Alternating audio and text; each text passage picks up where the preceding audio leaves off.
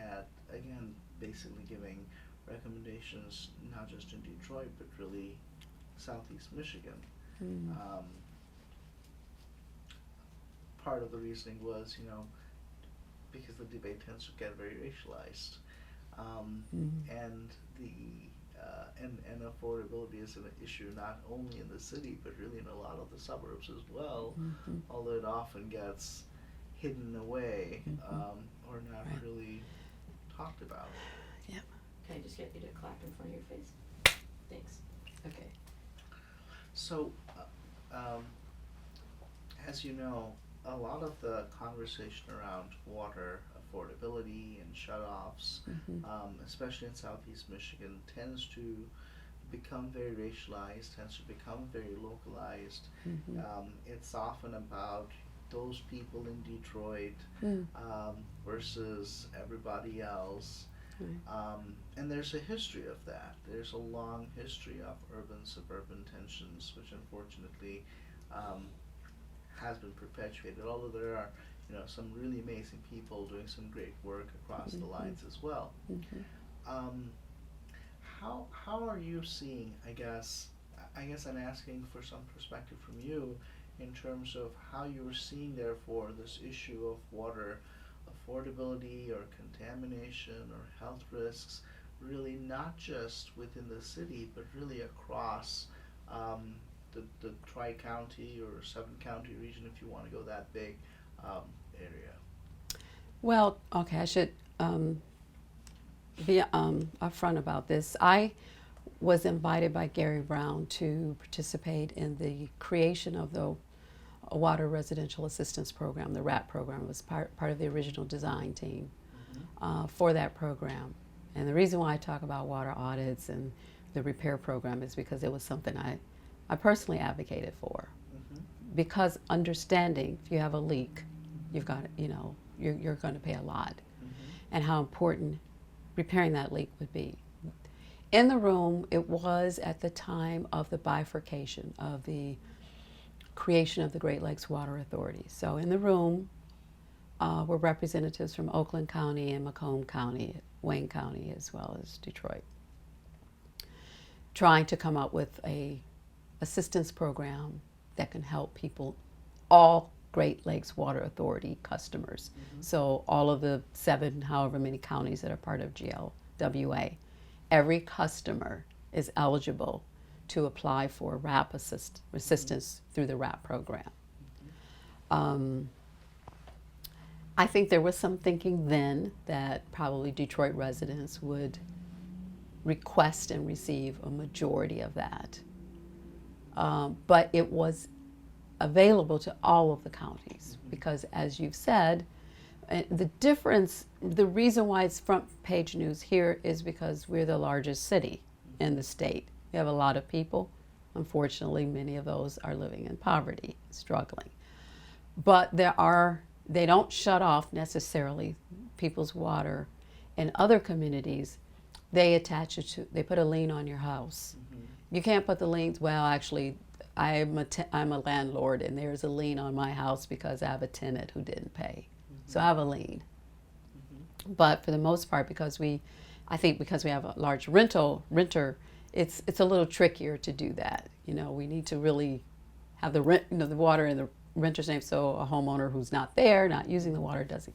But at any rate, in suburban communities, perhaps more home ownership, they attach the lien to the house. You keep your water, but now you've got a lien on your house, right? Your water's not shut off. So that's probably why we don't hear about it. Doesn't seem to be a problem in various communities. I think because of that. But yes, it is a problem there too. And yes, people are eligible to request assistance. And how many do? I don't know. I do believe, kind of just a sense of it, that a vast majority of the assistance applicants are Detroiters. But I'm sure there are other communities that are also, because people are struggling, are also. It would be interesting to know the numbers. I've never really asked and I haven't seen it. But I think to your point that others struggle too is valid. It's just their process of what does that look like and how many people is just a little less obvious Mm-hmm. because of how they, what they do. Mm-hmm. And we did, when we were just designing the program, we did look at numbers. But it was too many years ago, honestly, I don't remember. But we did look at numbers of how many people in each, we had a huge list of communities, of municipalities, asking what was their process for what happens when people don't pay. Mm-hmm. Do you have assistance program? Do you shut off? What do you do? And that's why my recollection was that a lot of it was liens placed on the house. Mm-hmm. The thing that worries me the most about, so Great Lakes Water Authority, these are people, Southeast Michigan, other parts of Michigan, who are a part of a system that Detroit helped to build, that Detroit built, right? They've got pipes, there's pumps, Mm-hmm. there's facilities to pump water to these municipalities and pull waste out. Some of them have their own waste treatment plants, I believe. I don't know how many, but some of that comes down here. But places that are on septic systems, Mm-hmm. that's something we don't really talk about much because it's not relevant here. Mm-hmm. It's a big nightmare. It's a nightmare. Michigan has quite a few failing septic systems. Failing septic systems, when you have a failing septic system, it now affects your groundwater. Those people who are not on a system, their water is well water. They're getting their water through groundwater. Mm-hmm. So, and your septic system's leaking, so it's leaching into drinking water wells. That's a huge problem, from my understanding. I'm not working in those communities, so I don't know for a fact. But if you read, it's the state of Michigan's, State of the Great Lakes, I think is the report. They talk about, and maybe apply numbers to the failing septic systems. It is a thing that worries me. A lot of people are, you can't drink poisoned well water, Mm-hmm. or E. coli. If you have E. coli in your well water, you've got a big problem. Mm-hmm. So water issues, contamination issues, PFAS, we now know we don't have or don't appear to have that problem here, Mm-hmm. but it's in 11 other communities or places around Michigan. Mm-hmm. So everybody's got issues, We have this beautiful water system, Great Lakes water. It's beautiful. Mm-hmm. But there are threats, and there are threats in terms of, not just to wildlife, is impacting us as well. And there are things that I am concerned about. Mm-hmm. So I do like that you asked about that, because I think often it does, the issue of water insecurity does center around shutoffs, right? But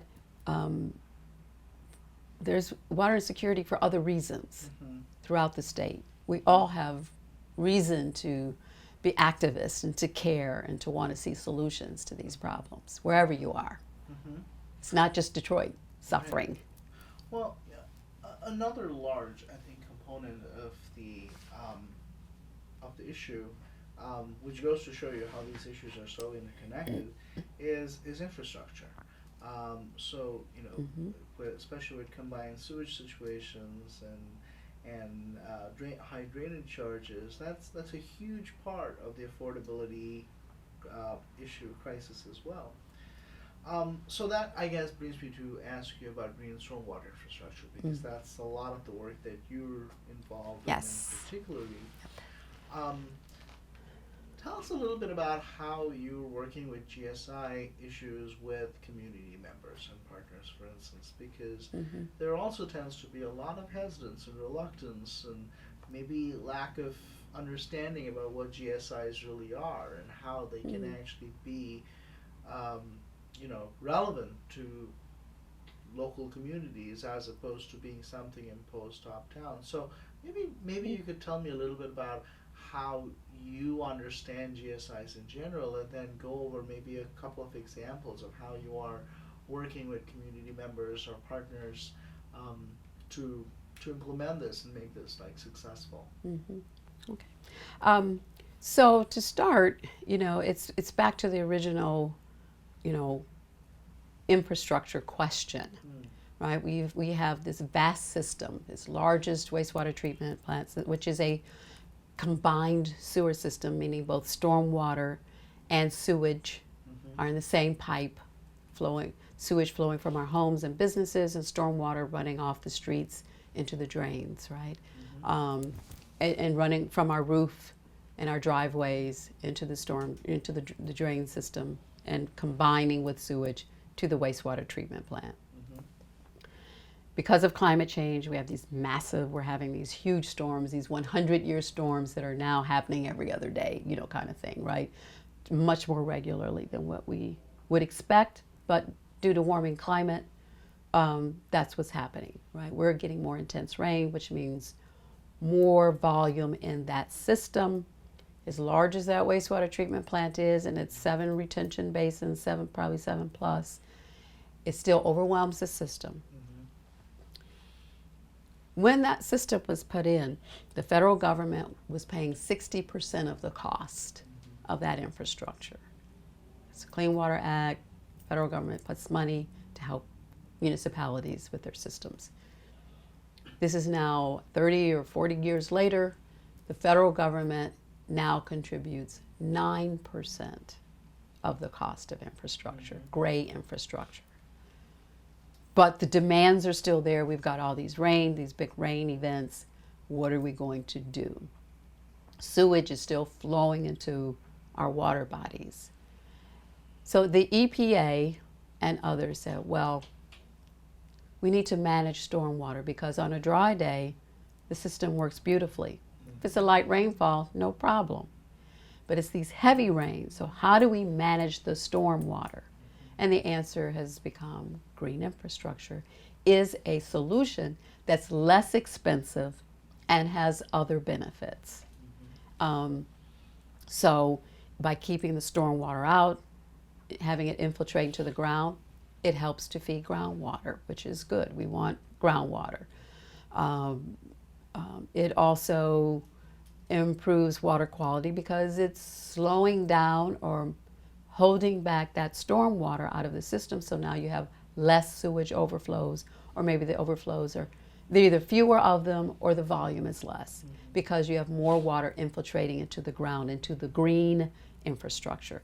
Green infrastructure basically are nature-based solutions that infiltrate that stormwater rather than it flowing into the drain system. The other benefits are, because green infrastructure includes things like trees and native plants, you now have this beautification quality. Trees, of course, bring oxygen, so they're absorbing carbon dioxide and greenhouse gases, so you have the potential then for improved air quality. So green infrastructure has these benefits, and just the beautification. If you have a vacant lot next to a home, you can redirect the stormwater that comes off of that home's roof into a rain garden that you put on the vacant lot, and now there's less volume flowing into the system, but you've got a beautiful garden beside your home where the butterflies come, because one of the native plants is swamp milkweed, and it's the host plant for the monarch butterfly. You have other native plants, and so the bees come, and other beneficial wildlife or other wildlife are benefited. And it's a close to nature experience. It's a nearby nature experience. The examples of some of the programs and projects, one is a project that was funded by the Herb Family Foundation. Friends of the Rouge is the lead organization along with Sierra Club. And that program is now in its 4th year, I believe, could be 5th, where we are helping residents who are interested in rain gardens attend a series of workshops to learn these things that I'm just talking about, that there's a reason and there are benefits. They also learn how to design a rain garden. They learn a bit about native plants, and they receive a rain garden. One of our first recipients, who's just a wonderful spokesperson, often has said, yeah, I know it's managing stormwater. I know all that. She says, but for me, it's quality of life. You hear her talk, and you just, I get chills every time I think about when she says that. She said, I look out my front window, and what I see are butterflies, bees, insects. She said, I used to be terrified of bees, but now, right, I look out my window, I'm in my garden, and I might be doing a little weeding or something. She says, they don't bother me, and I don't bother them. We both belong. And we have another person who has a rain garden, and it's a beautiful garden. She put a little free library in front of it because she said, my neighbors are now stopping and talking and asking questions about this garden, and they drop off a book and take a book. So it's become community, about community and residents and block clubs. They're now meeting and talking and getting to know one another. So you have this community benefit of, people getting to know each other, which is the best safety precaution you can have. Is, I live in a place where I know all my neighbors. One day there was a car parked in front of the house across the street from me, and one of my neighbors, she says, whose car is that? They've been sitting out there for a while. I'm like, I don't know. I'm looking out the window and I'm trying to see who's in the car. So and finally, I went and said, to see what was going on. It was our neighbor's son. He had forgotten his key. Right. I mean, he had come to visit and he didn't have a key and they hadn't arrived home yet. But that's what you want is, people who care, who know who you are and care about what's going on when you're there and not home. Right. So that is the potential when you have with the rain garden program. So green stormwater infrastructure, it's less costly infrastructure, it's managing stormwater, preventing sewage overflows, and it's a quality of life benefit to the people who receive it. What are some of the neighborhoods or the areas that you guys have been active in, and maybe who are some of your partners in this process? Because we did attend one of your Green Your Neighborhood events. I remember that we had a table, which was fantastic. Yes. So maybe you could tell us a little bit about the geography and the network of partners that you're building. So we started first year. It's citywide, first of all. And the first year we started with Detroit City Council Districts 1, 2, and 7. So kind of west side, northwest Detroit. The second year, it was City Council Districts 3 and 4. And then the third year of that particular grant, it was Detroit City Council Districts 5 and 6. And so there are participants in this Rain Gardens to the Rescue program throughout the city. I'm trying to think, last year, so it was the fourth year, so it repeated City Council Districts 7, 1, and 2. And this year they're planting in Districts 3 and 4, and next year it will be 5 and 6. So it's 2 cycles.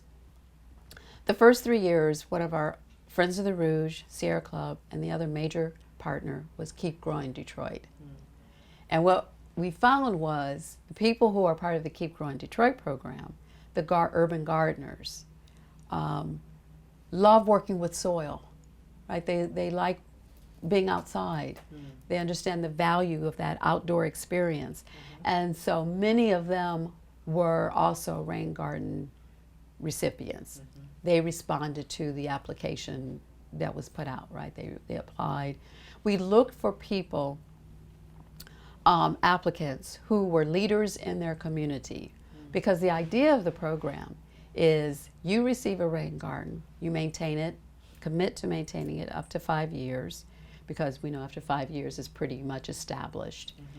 And if you have neighbors or friends who stop by and see it and they're interested in as well, then you have the skill, because you've attended these workshops, you've planted your own rain garden, and you've helped 2 other members of your class to plant theirs, at least 2.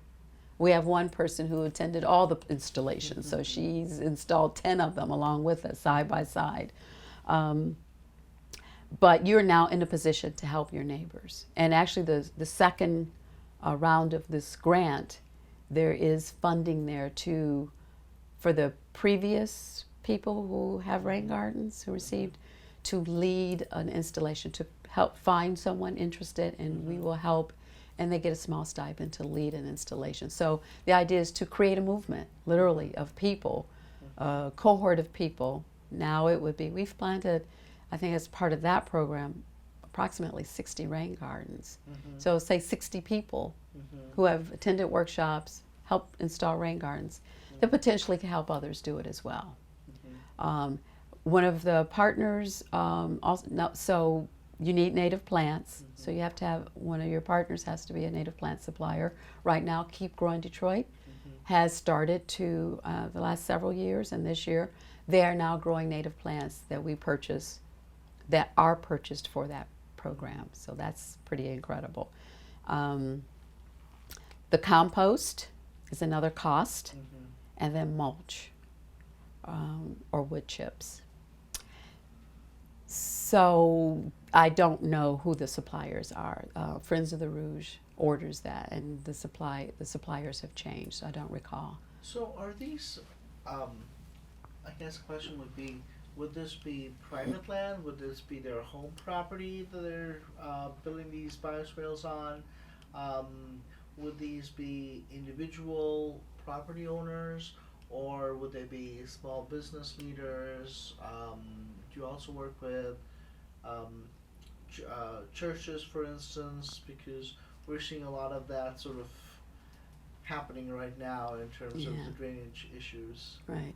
We, most are residential, but we have installed at least one church. I'm sorry, last year we did 3 churches, so there are 4 churches that I can remember off the top of my head that have the rain gardens.